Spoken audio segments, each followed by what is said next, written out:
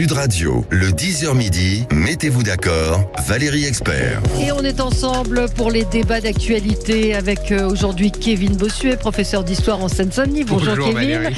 Lounès Adjroud, bonjour, adjoint à la mairie de Châtillon et porte-parole du PS. Bonjour à vous. Bonjour. Jean-Claude Beaujour, avocat, président du Forum Transatlantique. Bonjour Jean-Claude. Et Rudolphe Granier, bonjour, conseiller de Paris, et élu dans le 18e arrondissement. Bonjour à vous. Bonjour Valérie. On va parler de la loi immigration, de cette manifestation pro-palestinienne autorisée cet après-midi.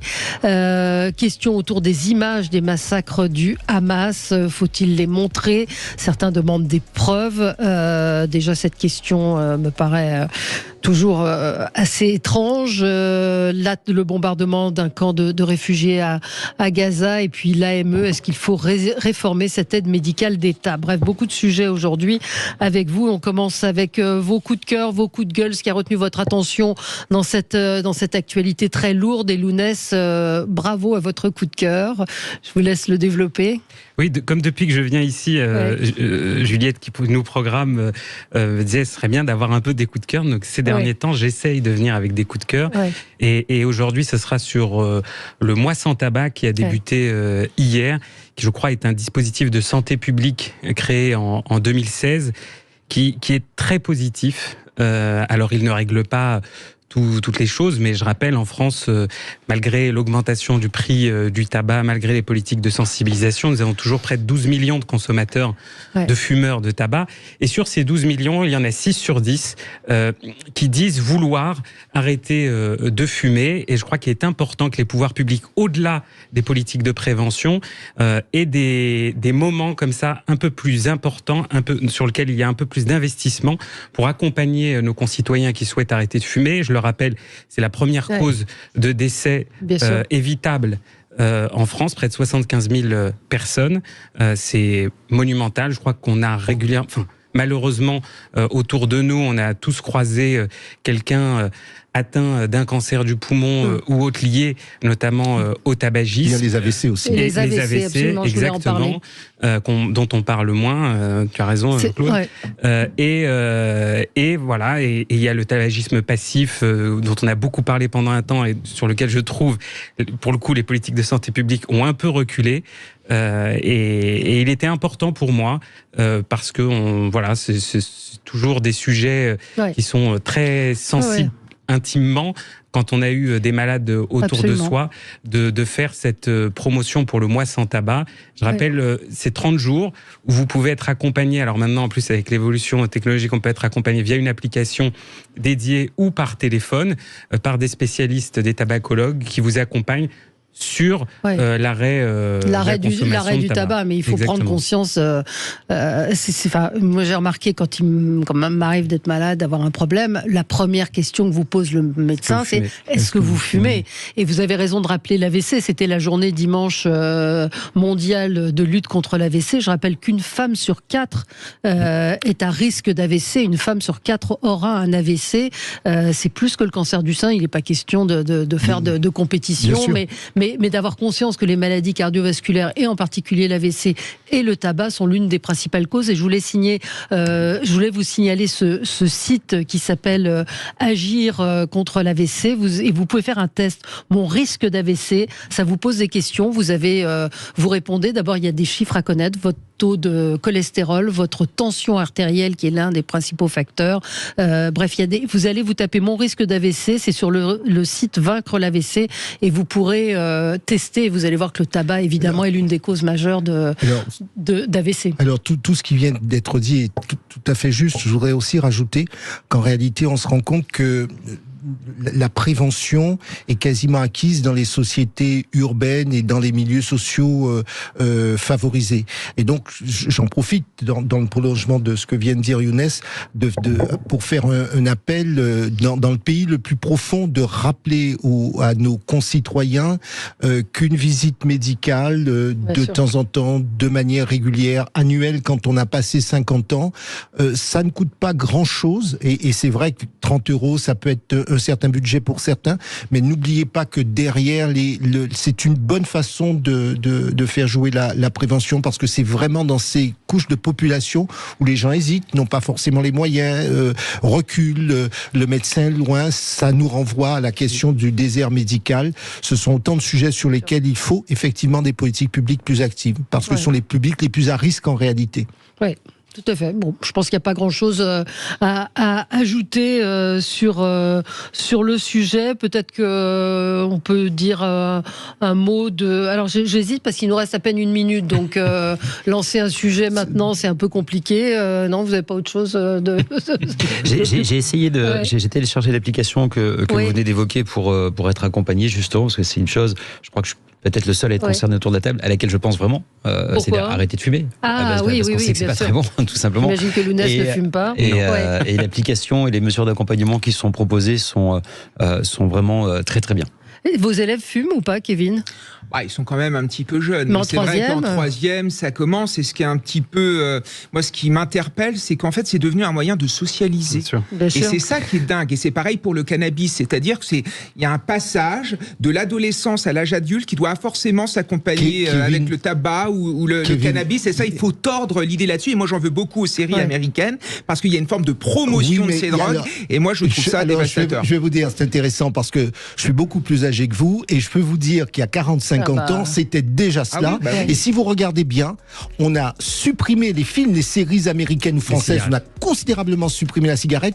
Regardez Simone Veil et Jacques Chirac, regardez Pompidou, la cigarette à la bouche. Aujourd'hui, pas un seul homme politique ne se montre avec une cigarette ou bien une grande vedette de radio, de télévision. On est choqué quand on voit des images d'archives de Polac ou d'apostrophe. Absolument. Moi, j'ai connu l'avion où il y avait la section fumeur. Oui, qui était de vrais fumoirs. Il y avait quand même un aquarium. L'avion. Moi, j'ai pas connu l'avion, mais je me souviens connu l'avion. On vous disait fumeur ou non fumeur, et on s'est forcé à dire non fumeur. Donc on a quand même beaucoup évolué. Il faut aller encore plus loin. C'est vrai. Vous avez raison. Et pour prolonger ce que disait Kevin, il y a 25 ans, on fumait dans mon lycée. À partir de la seconde, on pouvait fumer dans la cour. Oui, bien sûr. Bon, écoutez, moi sans tabac, c'est un peu comme le 1er janvier, mais ça donne une impulsion peut-être à certains pour se dire il faut arrêter. Ça vient juste après Octobre Rose. Oui, absolument. Et moi, ça m'a servi. C'est pour ça que j'ai pas fumé de cigarette, parce que je trouvais inacceptable qu'on m'impose la cigarette pour pouvoir socialiser avec mes copains Vous de avez lycée. toujours été un rebelle. J'étais un rebelle. Allez, on se retrouve dans un instant pour commenter l'actualité. À tout de suite. Sud Radio. Sud Radio, le 10h midi, mettez-vous d'accord, Valérie Expert. Avec vous sur Sud Radio pour commenter l'actualité avec Rudolf Granier, conseiller de Paris élu de Paris dans le 16e arrondissement, dans le 18e. Oh là là, il va falloir que je m'achète des lunettes.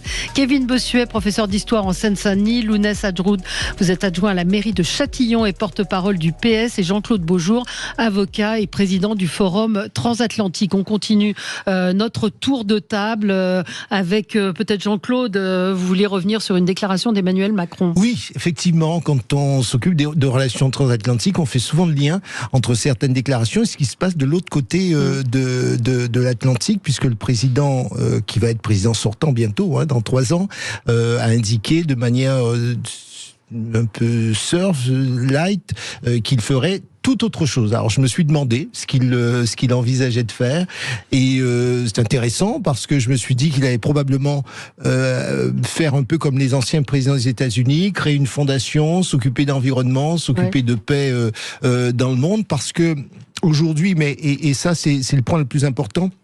Vous savez que la loi a beaucoup changé sur la relation entre élus ou responsables publics et le secteur privé, qui fait que vous ne pouvez pas, lorsque vous avez eu des responsabilités publiques, électives ou administratives, par ailleurs, par la suite, dans un délai de 3 ans, partir, travailler, solliciter des gens avec lesquels vous avez eu un rapport d'intérêt.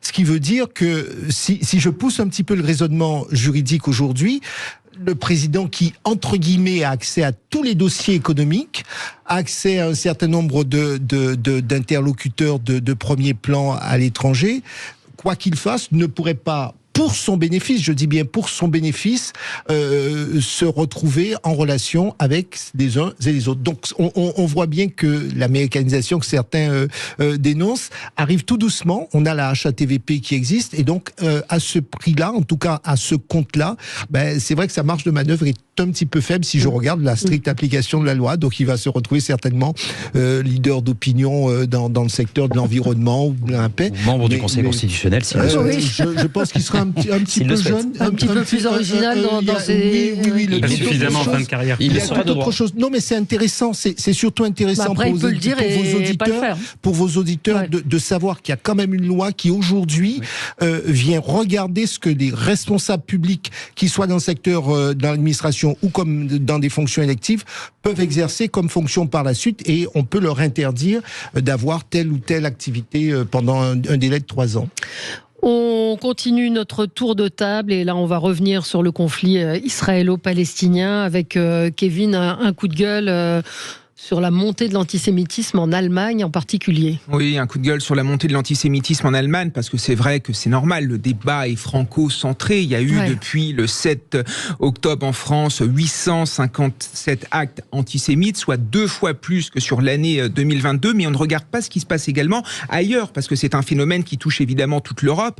La semaine dernière, il y a une statistique qui est sortie pour Londres avec une augmentation de 1353% des actes antisémites, et là, en Allemagne, depuis le 7 octobre, il y a 1800 actes antisémites. Et moi, en tant que professeur d'histoire, ça m'interroge, parce que l'Allemagne est sans doute le pays qui a fait le plus son devoir de mémoire, un devoir de mémoire extrêmement poussé, où on a vraiment, avec rigueur, pénalisé tous les propos antisémites et les actes en référence au néonazisme. Et pourtant, c'est encore là. Il suffit de voir dans certaines manifs pro-palestiniennes, comme à Hambourg, où vous avez ce jeune qui a crié « Je suis pour Hitler, il faut gazer les Juifs », ou encore à Munich, vous aviez un manifestant qui appelait à tuer les Juifs. Et on se rend compte que finalement, cet antisémitisme ne vient plus de l'extrême droite, parce que l'AfD, qui fait des scores, l'extrême droite allemande qui fait des scores importants, a abandonné l'antisémitisme. Maintenant, c'est un nouvel antisémitisme qui vient d'une partie de la communauté arabo-musulmane, je dis bien une partie, en effet, qui est complètement islamisée. Et puis, il y a un fait qui m'a choqué, c'est le jour du 7 octobre à Berlin,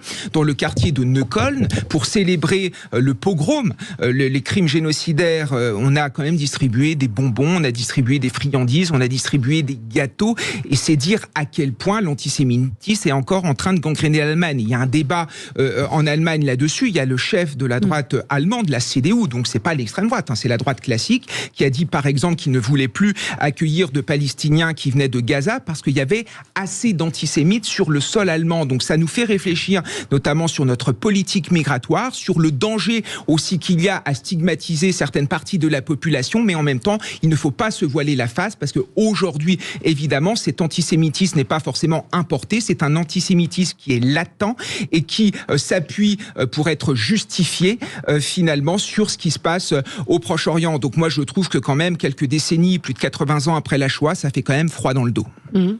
Réaction sur ce qui vient d'être dit. Enfin, c'est plus fort en Allemagne qu'en France, ouais.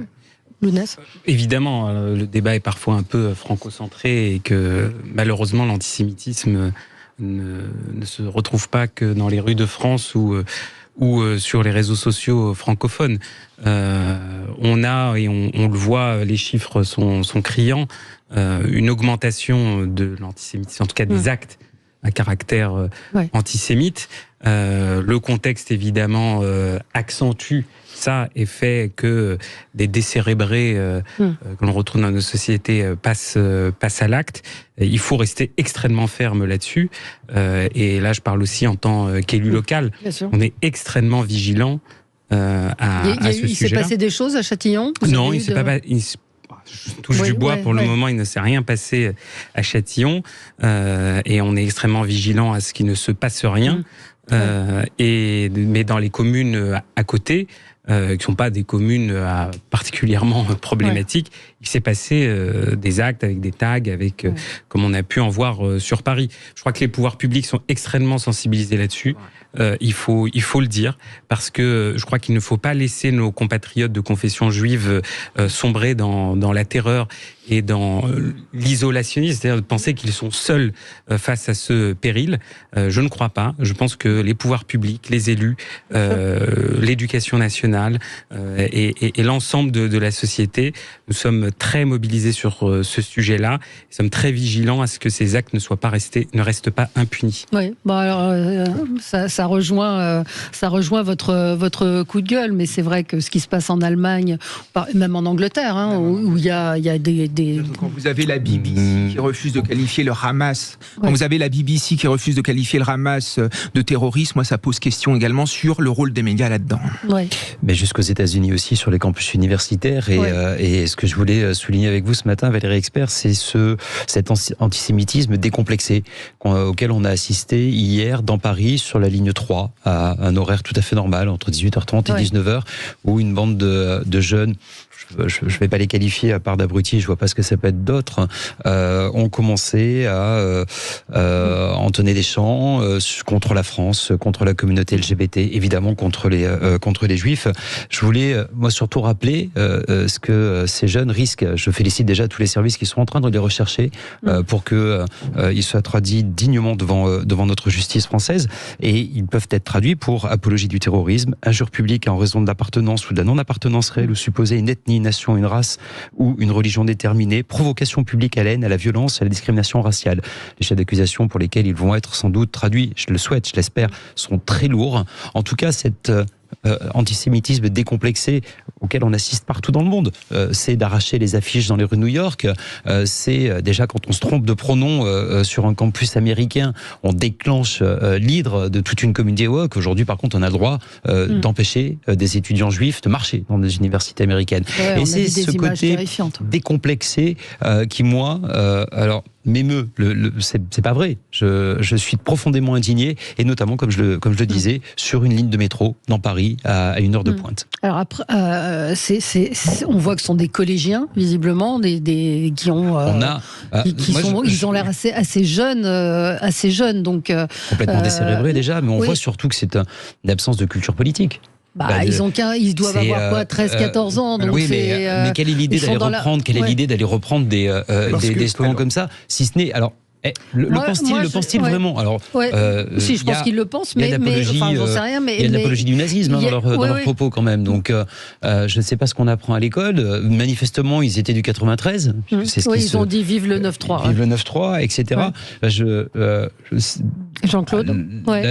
L'inquiétude, elle est quand même aussi sur la possibilité de déclamer, d'hurler, de crier, de terroriser des gens dans le métro là-dessus.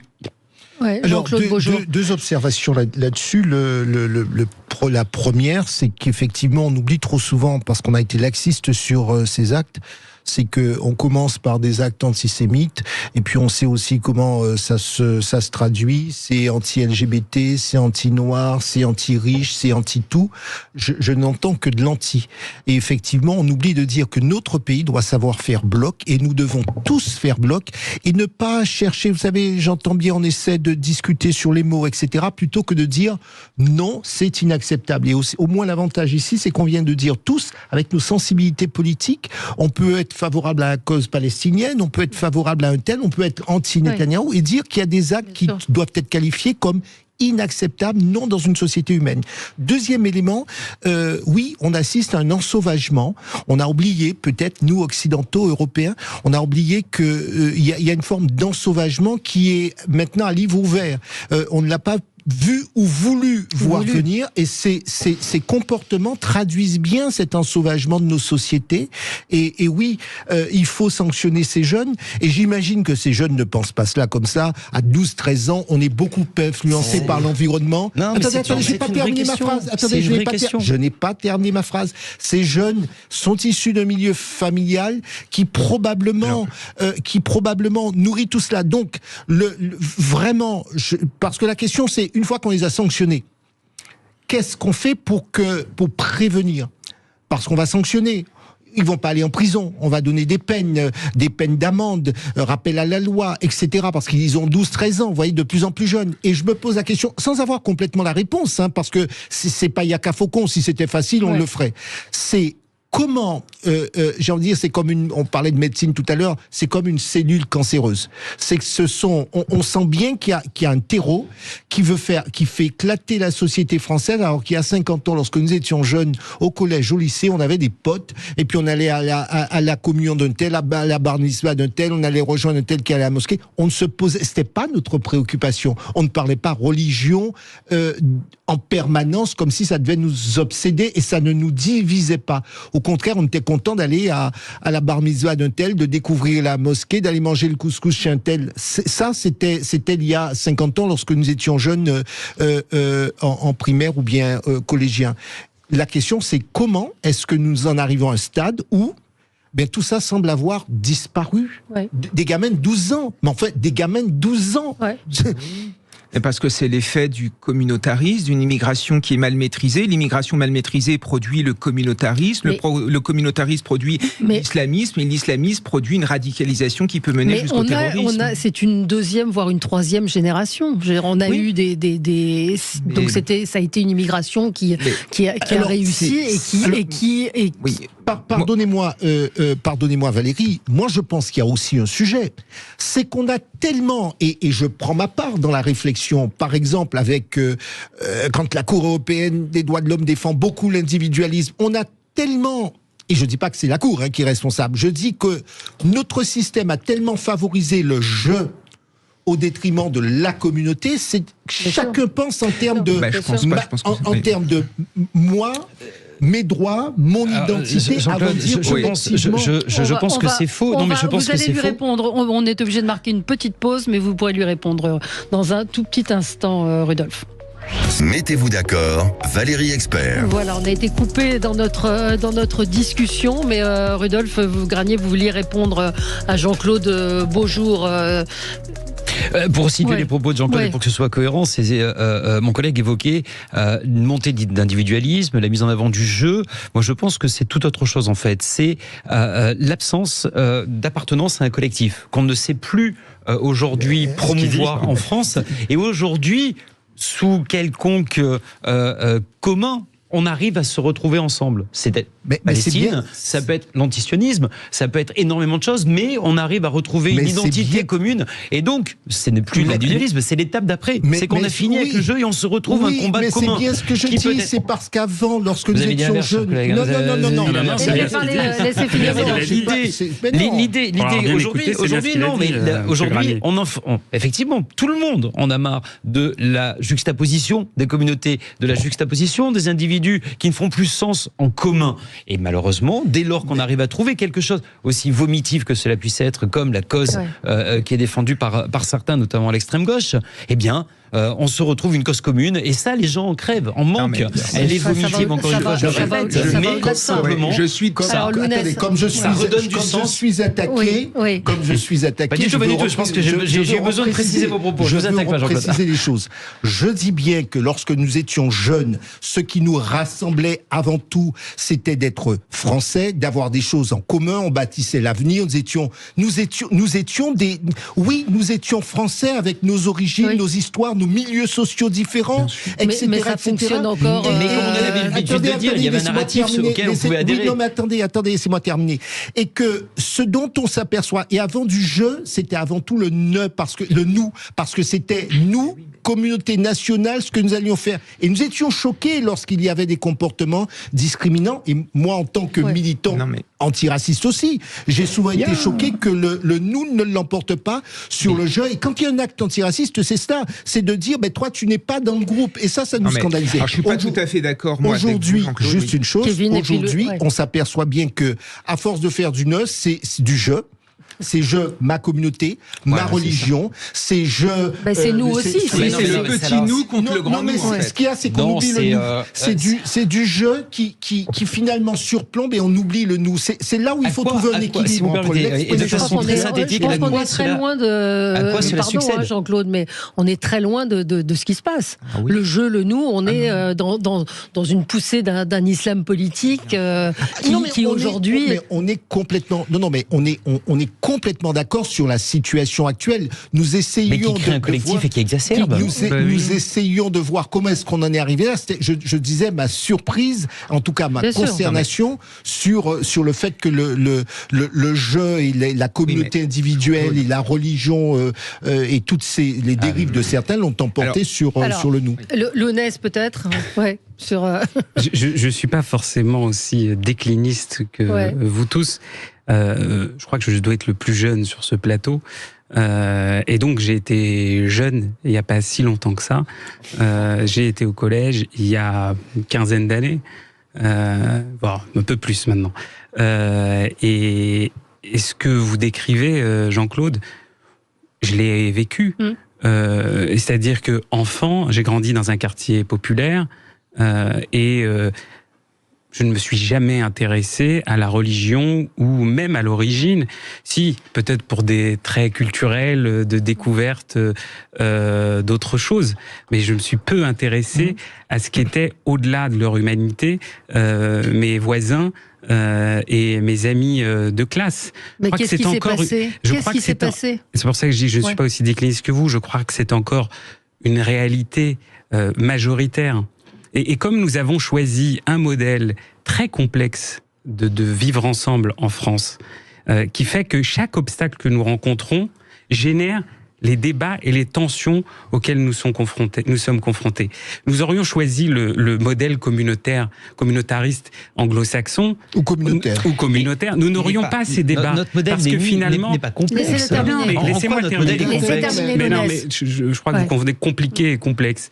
Mais en tout cas, dans ma parole, nous avons choisi un modèle qui fait que on amène les gens à vivre ensemble et pas seulement les uns à côté des autres de manière silotique. Donc on construit une société qui est commune et pas des sociétés qui sont parallèles. Oui. Si on vivait aux États-Unis ou en Angleterre, ce débat, nous ne l'aurions pas parce que ça ne serait pas notre impératif et nos obligations. C'est pas ce qui est en train de se passer. Écoutez, moi je suis au quotidien sur le terrain auprès de nos compatriotes. Il y a des problématiques que je nie pas et je crois que notamment sur les actes antisémites, je les ai dénoncés fermement tout à l'heure, sur les actes aussi de racisme et de discrimination qui existent dans notre société au quotidien et de manière massive. Cela, je ne les nie pas, mais nous vivons tout de même dans une société qui fait en sorte que les gens parviennent à vivre ensemble, à partager des engagements communs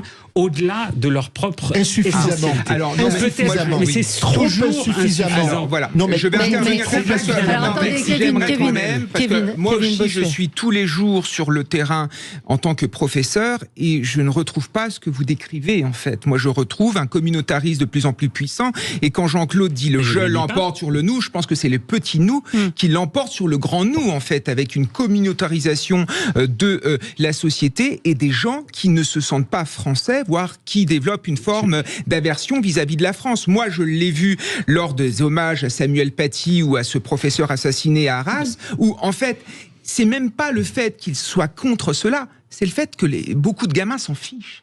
Mais pour eux, ils n'appartiennent pas à la communauté nationale et c'est ça qui est fou. Kevin, moi j'ai une question pour vous. Comment expliquez-vous, justement, vous qui êtes sur le terrain, professeur, des gamins qui ont 7, 8, 10, 12, 14 ans, qui n'ont jamais vécu qu'ici, qui de toutes les façons sont étrangers ailleurs, comment expliquer, c'est une question mais vraiment très sincère, parce que vous êtes sur le terrain. Oui, non mais attendez, comment expliquer qu'il y a un tel rejet du reste national, parce qu'ils font partie de la communauté nationale, qu'ils le veuillent ou non. Ce sont des Français. Comment expliquer que de jeunes Français qui n'ont été que Français et qui de toutes les façons à l'étranger sont étrangers et qui de toutes les façons sentent bien qu'ailleurs ils ne sont pas forcément les bienvenus? Alors, comment expliquer qu'il y ait ce tel rejet? C'est une question vraiment... Non, oui, pour moi, c'est le laxisme de l'État. Quand vous avez un État qui est incapable d'appliquer fermement ses valeurs, forcément, les gens s'en détournent. Et puis, il y a aussi toute cette idéologie du vivre ensemble. On a abandonné l'assimilation, c'est-à-dire que le fait qu'être français, c'est partager un certain nombre de valeurs pour aller sombrer dans une forme de multiculturalisme en disant qu'il faut accepter toutes les différences. Et à la fin, en acceptant dans toutes les différences, finalement, on a oublié ce qui nous rassemble. Je pense que c'est une question de fermeté. Quand Gabriel Attal interdit l'abaya à l'école, on dit tout de suite c'est horrible, ça va faire des tas de polémiques, etc. En fait, Gabriel Attal a été ferme. On a appliqué cette décision. Il y a eu très peu de contestations. Quand on est ferme, les gens se rangent. Et c'est ça qui est quand même assez fou. Et autre chose aussi, l'immigration incontrôlée, ce n'est pas possible.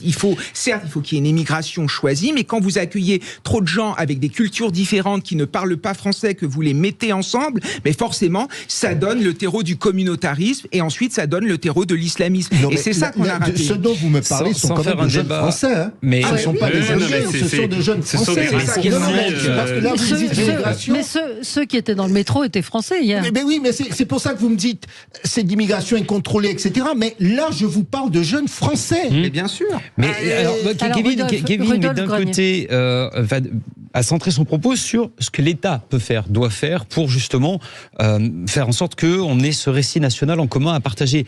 Mais il y a aussi un acte volontaire citoyen qui doit être fait par chacun. C'est un cas de conscience. On ne fait pas partie de la communauté nationale française comme ça, en se levant un matin.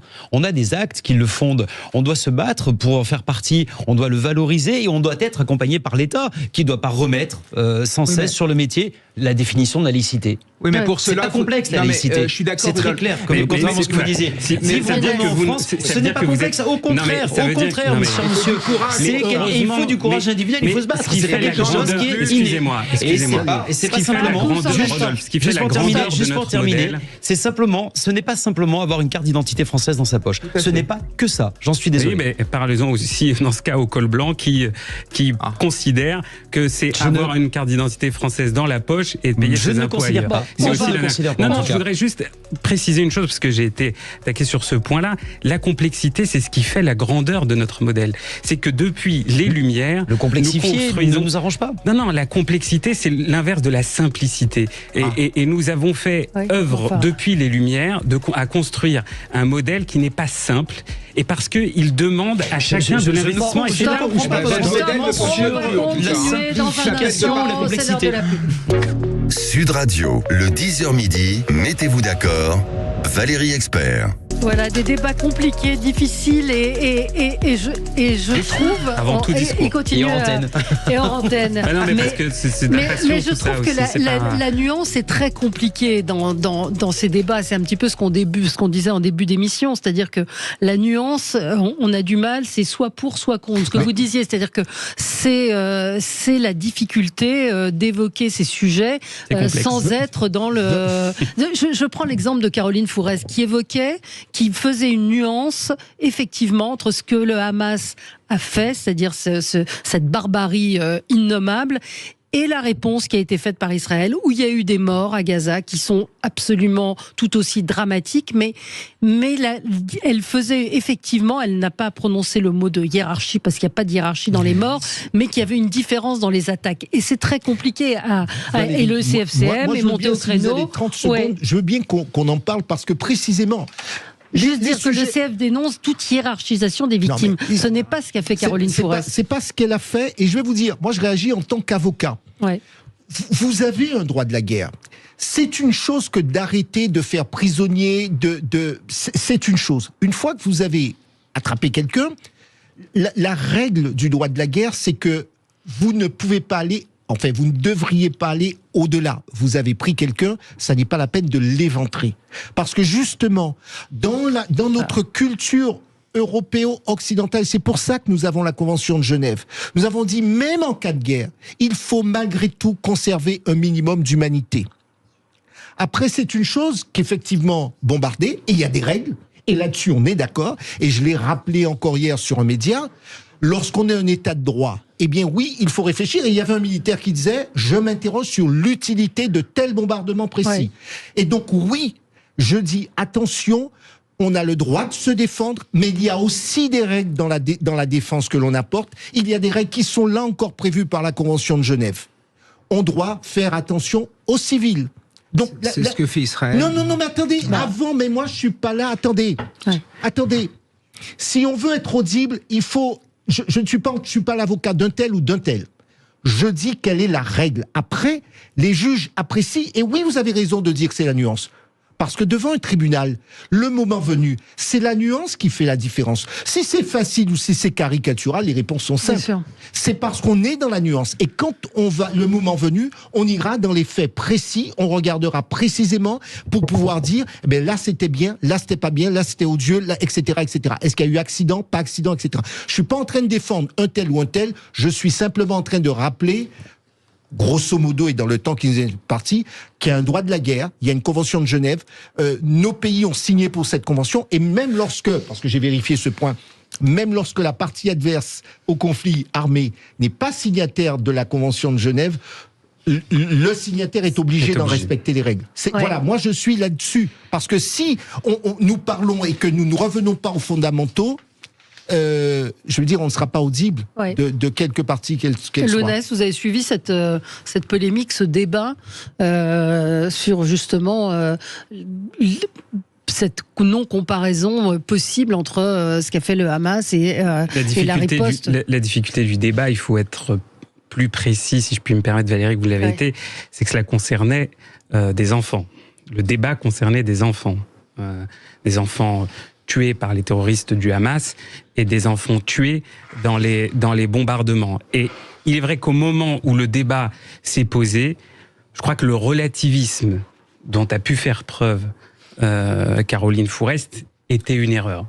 Je pense que c'est inaudible pour beaucoup de nos concitoyens. Moi, je fais partie d'une formation politique qui a condamné immédiatement les attentats terroristes perpétrés par le Hamas. Mais je ne peux pas ne pas condamner également ce qui est en train de se passer, les bombardements aveugles qui ont lieu sur Gaza. Mais les et quand on me dit, parce que je pense savoir ce que vous allez me dire, Israël prévient et Israël dit aux civils d'aller dans le sud de la bande de Gaza. C'est inaudible aussi. Vous voyez la taille de Gaza, 2,4 millions d'habitants. C'est pas ce que prévoit la Convention de Genève. Et vous savez bien que ces gens qui vivent également dans un état de guerre quasi permanent depuis plus d'un demi-siècle sont souvent résignés et restent. Et on voyait ces images de chrétiens palestiniens de Gaza qui allaient faire baptiser leurs enfants en se disant, s'ils meurent, au moins ils mourront chrétiens. C'est-à-dire qu'ils se sont pas dit, on va aller dans le sud, parce qu'ils savent très bien que soit de toute façon, ils n'auront pas le temps d'aller dans le sud, puisque parfois ils sont pris comme boucliers humains. Par le Hamas, qui sont pris parfois comme boucliers humains et qui parfois bloqués dans leur traversée vers le sud. Parfois, en fait, ils vont aller dans le sud où ? Et les camps de réfugiés, regardez ce qui s'est passé à Jabalia, au camp de réfugiés de Jabalia. C'est la question. Écoutez, je vais vous dire, quand on bombarde, je ne sais pas s'il y a une volonté de tuer ces enfants de manière ciblée, mais en tout cas, quand on bombarde un camp de réfugiés à Jabalia, dans le quartier de Fallujah, on sait très bien qu'il y a des enfants. Quand on bombarde des quartiers, on sait très bien qu'il y a des enfants. Donc à un moment, et les conventions internationales de la guerre que détaillait très précisément Jean-Claude Beaujour à l'instant, appelle aussi les États belligérants à une certaine raison. Alors moi j'aimerais répondre quand même. Donc vous êtes socialiste. Effectivement. D'accord. Donc vous avez évidemment mis en avant le caractère terroriste du Hamas, mais pourquoi vous restez au sein de la NUPES avec des gens qui estiment en effet que le Hamas est un mouvement de résistance? Il y a certes un moratoire, mais dans ce cas-là il faut se dissocier de LFI. Ensuite, moi ce qui me gêne dans ce débat, c'est qu'on ne peut pas mettre sur le même plan une organisation terroriste telle que le Hamas et Israël, qui est une démocratie, qui défend les libertés. Non, mais je suis d'accord. Je suis d'accord avec vous. Ensuite, on ne peut pas non plus. Oui, c'est ce que vous nous dites, je dis pas le contraire. Mais ensuite, je connais cette stratégie discursive et argumentative qui amène à laisser croire que c'est ce que j'ai dit. Donc, c'est pas ce qu'a dit Lounès. Il n'y a aucun problème. C'est simplement qu'on est obligé de prendre 36 000 précautions avant de s'exprimer sur ce sujet. Donc, je fais attention. Donc, mais dernière chose, ce qu'a dit Caroline Fourest, elle n'a pas dit qu'il y avait de bonnes victimes et de mauvaises victimes. Ce qui se passe pour les enfants palestiniens à Gaza, c'est horrible, c'est affreux. Ils n'ont rien demandé. Leur seul tort, c'est d'être nés au mauvais endroit. On est tous d'accord avec ça. Mais on ne peut pas mettre d'un côté des crimes qui relèvent d'un génocide, qui relèvent d'un pogrom avec des choses complètement horribles. On a encore appris, et c'est prouvé, qu'on a cuit un bébé dans un four. Et de l'autre côté, les conséquences des bombardements, même si évidemment c'est horrible et que Israël doit faire attention, doit préserver son éthique. Et voilà, donc à un moment, il faut arrêter de taper sur Caroline Fourest. Moi, je pense qu'on s'en prend à elle parce qu'on règle d'anciens problèmes anciens, d'anciennes querelles. Mais voilà, essayons d'être réalistes et évitons la polémique sur ce genre de questions. Mais sinon, je suis d'accord avec ce que vous avez dit. Quand on bombarde et qu'il y a des centaines d'enfants qui sont morts, moi, je ne peux pas rester sans rien dire. Je suis désolé. C'est peut-être le jeune papa que je suis et qui a du mal. Et comme j'ai été extrêmement meurtri lorsque j'ai appris les manières dont des enfants avaient été tués dans les attentats terroristes en Israël. Et là également, des enfants qui sont pris au piège dans une prison à ciel ouvert. C'est pour cette raison que je viens de rappeler que la meilleure façon pour nous de nous en sortir communément, parce que cette histoire fait du mal partout, c'est de rappeler ce que sont les règles, parce que précisément nous avons organisé une société de manière à ce qu'on ne tombe pas dans cette barbarie, qu'on ne tombe pas dans cette barbarie. On peut ne pas être d'accord avec un autre État, quand on est un État. On peut lui faire la guerre, mais on ne peut pas. Enfin, quoique l'autre, ce ne sont pas les États. Ils ont un comportement terroriste. À côté, je viens de dire qu'il faut rappeler la Convention de Genève et rappeler ses exigences. Jean-Claude, je suis d'accord avec vous, mais les règles qu'on a établies, est-ce qu'elles ne sont pas de plus en plus périmées? Par exemple, le modèle démocratique. Vous voyez bien qu'aujourd'hui en France, les islamistes utilisent le modèle démocratique, utilisent l'état de droit pour nous atteindre. Il y a même Gérald Darmanin, pour essayer en effet d'appliquer sa politique, qui est en train de remettre en cause les décisions de la CEDH. C'est ça, on est peut-être aussi dans un changement civilisationnel, parce que à force d'avoir ouvert les vannes, de mettre en avant des libertés, finalement ça nous revient dans la figure, même si au départ c'était très bon. Des États autoritaires, c'est beaucoup plus simple à gérer. Juste un mot, je vais vous dire. Je suis père de famille, j'ai des parents, j'ai des amis, j'ai essayé d'aider des gens qui étaient en Israël, où j'ai eu l'occasion de me rendre, de rencontrer les Palestiniens, donc je vois bien ces sujets. Justement, je pense que l'émotion ne doit pas nous conduire à dire que nous pourrions changer de modèle et ne pas être dans un état de droit. On est d'accord. Il n'est pas parfait, cet état de droit. Ça, c'est sûr. Mais le moins mauvais des systèmes, c'est encore l'état de droit. Le moins mauvais des systèmes. Et je le vois en tant qu'avocat. Quand les gens ont un problème, ils me disent quoi? Maître, à quoi ai-je droit? La loi, que dit la loi? Que dit la procédure? C'est le moins mauvais des systèmes. Je viens de dire qu'il n'est pas parfait.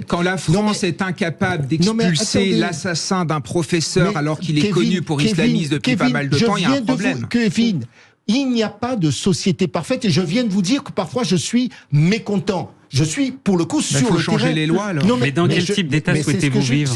Dans un État où on est protégé, en fait. Où il y a évidemment nos valeurs qui sont respectées, mais un État où on est protégé, où des islamistes qui sont sur notre sol doivent être enfermés. Vous avez plein d'individus radicalisés qui vont sortir de prison, on va les laisser sortir, les laisser vaguer dans la nature. Là-dessus, Kevin, nous avons une responsabilité, à droite ou à gauche, parce que pendant 30 ans, la politique judiciaire a été mise... Attendez, on peut rentrer dans le détail, mais là, regardez... C'est pas une question de détail.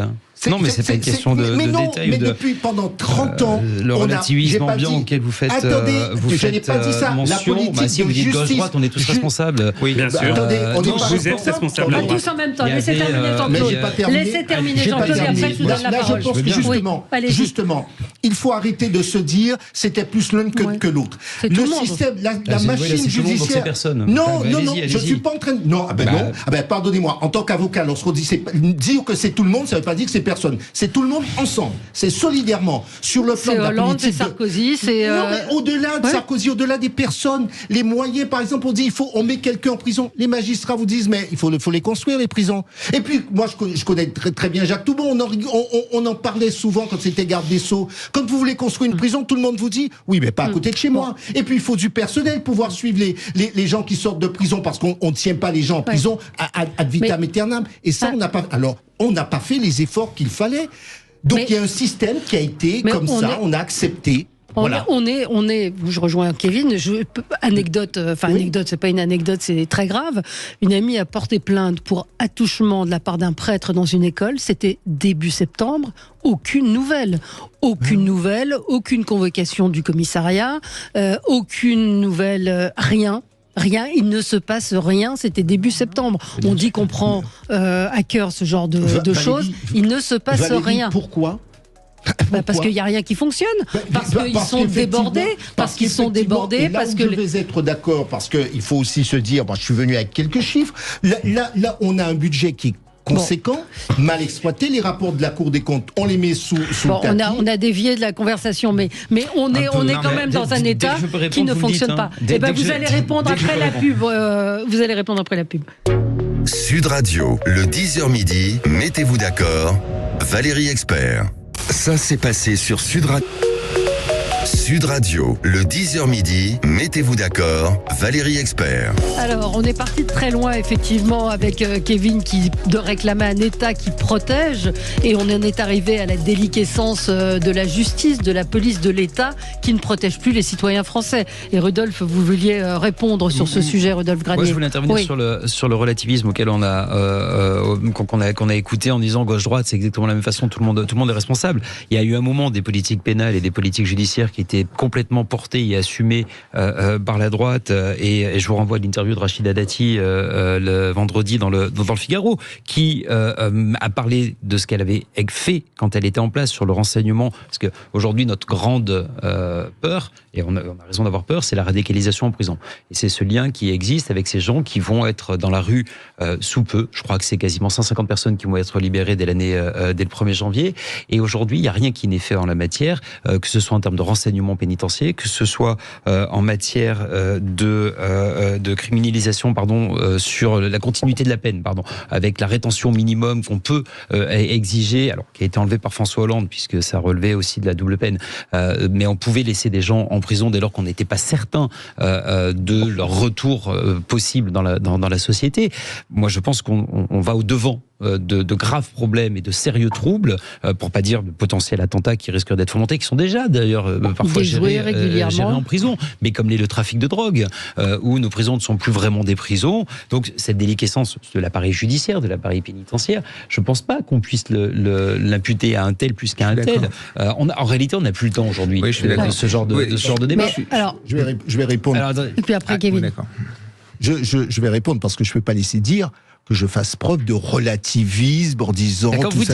Non, attendez, vous avez parlé. Attendez, vous avez parlé. Je veux bien qu'on change ses propos. Attendez, c'est pareil. Non, attendez. Non, il faut arrêter justement, il faut arrêter de caricaturer parce que ça fait bien et ça fait de l'audience. Mais non. Mais je vous ai laissé parler. Laissez-moi parler. C'est la même chose. Alors, je vous ai. Moi, je dis non. Ce n'est pas la même chose. Écoutez, je vous ai laissé parler. La moindre des courtoisies serait de me laisser terminer. Vous dites que ce n'est pas la même chose, c'est-à-dire qu'il y a une différence entre les différents gouvernements. Bien sûr qu'il y a une différence pénale entre une politique de gauche et une politique de droite. Je peux terminer. Bien sûr que si. Attendez, moi je m'en vais. Allez-y. Surtout que la chaîne pénale a été renforcée à partir de 2017. C'est insupportable. J'entends tenir des propos qui sont scandaleux de dire que je pense que votre temps d'antenne est bien largement inférieur. Le relativisme est parfaitement connoté, on le sait bien. Je n'ai jamais dit que tout ça est relatif. J'ai dit, puisqu'on parlait de déliquescence de l'État, j'ai dit, droite et gauche, nous avons une responsabilité partagée, parce que, par exemple, nous avons fait des politiques où on a fait des économies budgétaires là où il ne fallait pas. On dit, mais il faut surveiller les gens, sauf qu'on n'a pas fait les recrutements nécessaires. Bien sûr, on n'a pas construit les prisons, on n'a pas construit les prisons. Elles sont où les... Après, vous pouvez jouer, pardonnez-moi Valérie, après vous pouvez jouer à la marge. Et je sais très bien que sur tel ou tel aspect... Sur tel ou tel aspect, en pratique, vous pouvez très bien dire, eh bien, je serai plus sévère sur tel ou tel aspect. Mais le magistrat qui vient pour pouvoir et qui dit, bon ben, il va pas y avoir de sanction parce qu'il n'y a pas de place de prison. Vous savez ce qu'on fait maintenant? Tout ce qui est en dessous de 2 ans d'emprisonnement, les gens savent qu'il ne sera pas exécuté. Donc ça sert à quoi? On se dit, il faut comprendre la mentalité du loupard de quartier qui se dit de toute façon en dessous de 2 ans. Bien sûr, il n'y aura pas de conséquences. Moi, je trouve trouve... Kevin, après on ne peut pas dire que je relativise, je ne suis pas un type qui facilite et je ne suis pas de genre. Non, mais où sont les places de prison de François Hollande? Où sont les places de prison de Nicolas Sarkozy? Où sont les places de prison d'Emmanuel Macron? On n'a pas avancé. Je vais vous dire, quand vous voulez en construire, tous les maires vont vous dire pas chez moi. En fait, c'est vrai, moi, ce qui me scandalise, c'est l'inconséquence des politiques. Quand vous parlez à des chercheurs spécialisés dans le terrorisme, quand vous parlez à des gens qui ont travaillé dans le renseignement, qui vous ont dit ce qui arrive aujourd'hui, on l'a prévu depuis 30, 40 ans. On a mis en place une échelle de temps. On sait qu'à tel moment, il y allait avoir des attentats, et puis d'autres attentats, et qu'à un moment, la population ne va plus l'accepter. Les politiques nous rigolaient au nez. Nous, quand, professeurs en banlieue, on a mis en avant l'antisémitisme dans nos classes, on a mis en avant que les juifs partaient de la Seine-Saint-Denis, qu'il y avait de plus en plus un communautarisme dévastateur, qu'on était obligé de nous auto-censurer, les politiques nous ont ri au nez. Et la vérité, c'est qu'en fait, les politiques ont complètement été déconnectés, n'ont pas voulu voir les choses, parce qu'ils sont évidemment dans leur petite tour d'ivoire, et tous ceux qui osaient contrecarrer leur petite idéologie étaient des fascistes, on les a tous discrédités. Georges Bensoussan, qui a alerté sur le sort des Juifs, on l'a traité de tout et n'importe quoi d'extrême droite, alors qu'il était de gauche. Jean-Pierre Aubin, qui a fait le fameux rapport Aubin en 2004, qui montre la montée de l'islamisme à l'école, alors qu'il est de gauche, on l'a traité d'extrême droite. C'est ça que l'on paye, c'est cette défaillance idéologique. Et aujourd'hui, le problème, c'est que les conséquences sont là, des attentats, et il va y en avoir encore dans les prochaines semaines, moi j'en suis sûr. Lounès, sur ce débat. Sur quoi? Oui, c'est un peu compliqué. C'est sur la déliquescence de l'État. Sur la déliquescence de l'État, inévitablement, quand vous supprimez des moyens pour faire des économies et des coupes budgétaires pour faire plaisir à je ne sais qui d'ailleurs, puisque finalement personne n'est jamais satisfait du niveau de coupe budgétaire faite, évidemment, à la fin, ce sont des postes et donc du personnel de terrain que vous enlevez du terrain. Lorsque vous supprimez des postes dans la police, c'est des policiers en moins qui ne sont pas sur le terrain. Laissez-moi terminer. Lorsque vous supprimez des enseignants, des postes d'enseignants, que vous n'en créez plus, eh bien, ce sont du personnel adulte qui est en moins. Lorsque vous ne financez plus des structures d'éducation spécialisées sur le terrain, ce sont des adultes qui sont en moins. Donc, les économies, parfois, finissent par toujours coûter cher. Quand les enseignants n'arrivent plus à enseigner la Shoah ou le conflit israélo-palestinien ou la naissance du judaïsme, ce n'est pas une question de moyens, c'est une question de perte de nos valeurs et de dérive idéologique. On parle de déliquescence. On peut avoir... Le sujet que vous pointez est très grave, je ne dis pas, mais il ne c'est pas une question d'effectif à lui-même à expliquer la déliquescence globale. C'est pas une question de moyens, je vous assure. Allez, je pense qu'on aura l'occasion de reprendre ce débat. Désolé, c'est déjà terminé. Dans un instant, André Berkoff sera avec vous. Très bonne journée sur Sud Radio. Sud Radio.